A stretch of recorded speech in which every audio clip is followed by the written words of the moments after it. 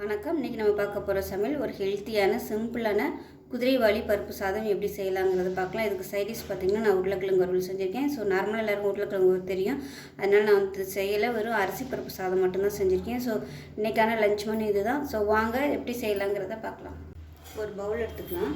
இதில் வந்து 1 கப் அளவுக்கு குதிரைவாலி அரிசி எடுத்துருக்கேன், இதை சேர்த்துக்கலாம். அதே கப்பில் 3/4 கப் அளவுக்கு துவரம்பருப்பு, 1/4 கப் அளவுக்கு பாசிப்பருப்பு இதையும் சேர்த்துக்கலாம். இப்போ நல்லா கழுவிட்டு வந்துட்டு பார்க்கலாம். நல்லா 2-3 தடவை கழுவியாச்சு. இப்போ தண்ணி ஊற்றி நல்லா ஒரு அரை மணி நேரம் ஊற வச்சுட்டு அதுக்கப்புறம் பார்க்கலாம். இப்போ ஒரு குக்கர் எடுத்துக்கலாம். தேவையான அளவுக்கு எண்ணெய் சேர்த்துக்கலாம். நான் வந்து இன்றைக்கி வெறும் எண்ணெய் மட்டும்தான் சேர்க்குறேன். இதில் நீங்கள் நெய் சேர்க்கறதுனாலும் சேர்த்துக்கலாம். இப்போ எண்ணெய் நல்லா சூடாயிடுச்சு. 1 டீஸ்பூன் கடுகு, 1 டீஸ்பூன் உளுந்து சேர்த்துக்கலாம், 1 டீஸ்பூனோட ஜீரகம் சேர்த்துக்கலாம். இப்போ எல்லாமே நல்லா பொரிய ஆரம்பிச்சிது. கருவேப்பிலை சேர்த்துக்கலாம். அதோட ஒரு 4 பச்சை மிளகாய் 2 கீரை சேர்த்துக்கலாம். பச்சை மிளகாய் நல்லா வதங்கிடுச்சு. மீடியம் சைஸாக ஒரு வெங்காயம் நீளமாக நறுக்கினதை சேர்த்துக்கலாம்.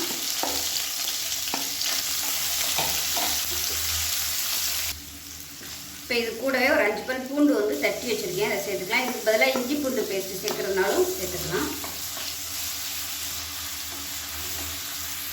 உப்பு சேர்த்துக்கலாம் கொஞ்சமாக.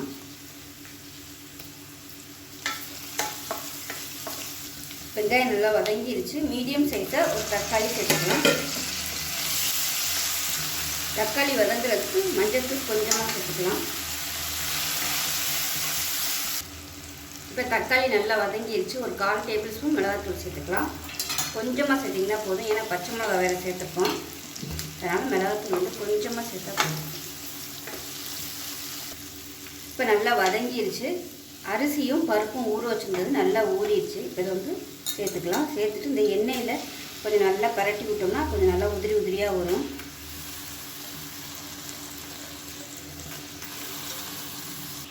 இப்போ இந்த அரிசியும் பருப்பையும் எண்ணெயில் வந்து நல்லா பரட்டி விட்டுக்கலாம்.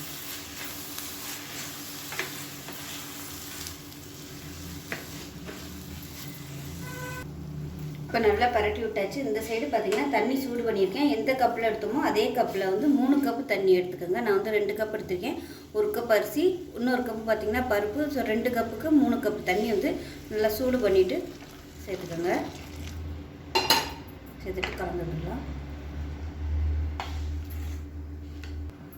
தண்ணி ஊற்றியாச்சு. கலந்து விட்டுட்டு உப்பு செக் பண்ணி பார்த்துட்டு உப்பு சேர்த்துக்கலாம். இந்த ஸ்டேஜில் பெருங்காயப்பொடி வந்து சேர்த்துக்கலாம். முதலே சேர்த்தோம்னா கறியிரும். இந்த மாதிரி லாஸ்ட்டாக சேர்த்திங்கன்னா ஒரு ஃப்ளேவர் வந்து நல்லா கிடைக்கும். ஏன்னா இது ஆல்ரெடி வந்து வறுத்த பெருங்காயங்கிறதுனால லாஸ்ட்டாகவே சேர்த்துக்கலாம். உப்பு சேர்த்துக்கலாம். உப்பு கம்மியாக இருக்குது. கொஞ்சம் சுருக்குன்னு இருக்கிற மாதிரி பார்த்துக்கோங்க உப்பு. அப்போ தான் சாதத்துலலாம் பிடிச்சி உப்பு வந்து கரெக்டாக இருக்கும். லாஸ்ட்டாக கொத்தமல்லியில் சேர்த்துக்கலாம். சேர்த்துட்டு மறுபடியும் ஒரு தடவை நல்லா கலந்து விட்டுக்கலாம். கலந்து விட்டாச்சு. குக்கரை மூடி வச்சுட்டு நல்லா ஒரு 3 விசில் விட்டுட்டு நல்லா குறைச்சி வச்சுருங்க. குறைச்சி வச்சு ஒரு 2 விசில் விட்டுட்டு ஸ்டீம் போனதுக்கப்புறம் பார்க்கலாம்.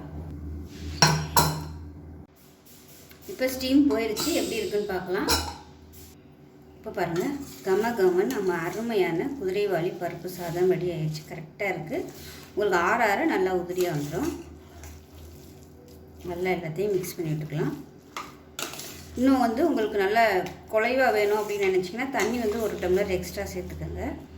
அவ்வளோதான். சூப்பரான குதிரைவாலி பருப்பு சாதம் ரெடி ஆயிடுச்சு. ஒரு ஹெல்த்தியான ரெசிபி. பருப்பும் இருக்குது, சிறுதானியமும் இருக்குது. ஸோ ரொம்பவே ஆரோக்கியமாக இருக்கும். ஸோ இதே மாதிரி செஞ்சு பாருங்கள். நான் வந்து இன்றைக்கி சைடிஷ் பார்த்திங்கன்னா உருளைக்கிழங்கு வறுவல் தான் பண்ணியிருக்கேன். அவ்வளோதான். ஒரு சூப்பரான லஞ்ச் மெனு ரெடி ஆயிடுச்சு. இதுக்கு வந்து உருளைக்கிழங்கு வறுவல் சூப்பராக இருக்கும். அது நான் வந்து காலையிலே பண்ணிட்டேன். காலையில் வந்து என் பொண்ணு கிளாஸுக்கு போனதுனால தயிர் சாதமும் உருளைக்கிழங்கு வறுவலும் செஞ்சு கொடுத்ததுனால காலையிலே வந்து நான் ஒரு வழியாக செஞ்சுட்டேன். இதோட நீங்கள் எது வேணாலும் வச்சு சாப்பிட்டுக்கலாம், நல்லாயிருக்கும். ஆனால் வறுவல் ஐட்டமும் வச்சு சாப்பிட்டிங்கன்னா நல்லாயிருக்கும். அவ்வளோதான். இன்றைக்கான ஒரு சிம்பிளான லஞ்ச் மெனு இதுதான். ஸோ ரொம்ப ஹெல்த்தியாக இருக்கும். சுகர் பேஷண்ட்டாக இருந்தால் உருளைக்கிழங்குக்கு பதிலாக நீங்கள் ஏதாவது கத்திரிக்காய் வறுவல், வாழைக்காய் வறுவல் செஞ்சுக்கலாம். வாழைக்காய் வந்து சுகர் வந்து கண்ட்ரோல் பண்ணும். அதனால் நீங்கள் வந்து வாழைக்காய் வறுவல், கத்திரிக்காய் வறுவல் இந்த மாதிரி ஏதாவது செஞ்சு சாப்பிட்லாம். அவ்வளோதான். ஒரு அருமையான சிம்பிளான ஹெல்த்தியான லஞ்ச் மெனு ரெடி ஆயிடுச்சு. ஸோ இந்த வீடியோ பிடிச்சிச்சின்னா லைக் பண்ணுங்கள், கமெண்ட் பண்ணுங்கள், சேனலை சப்ஸ்கிரைப் பண்ணுங்கள், பக்கத்தில் பெல் பட்டனையும் ப்ரெஸ் பண்ணுங்கள். நன்றி.